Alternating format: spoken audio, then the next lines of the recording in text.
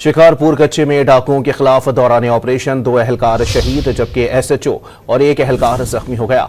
SSP Shikarpur का दावा है कि ऑपरेशन के दौरान अब तक 3 डाकू हलाक और 5 जख्मी हो चुके हैं।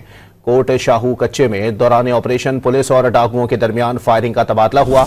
दौरान ऑपरेशन नूर मोहम्मद भयो और अब्दुल सत्तार नामी एहलकार शहीद जबकि एसएचओ थाना कोट शाहू और 1 एहलकार जख्मी हुआ। वाकये के बाद पुलिस और रेंजर्स की मजीद नफरी तलब कर दी गई।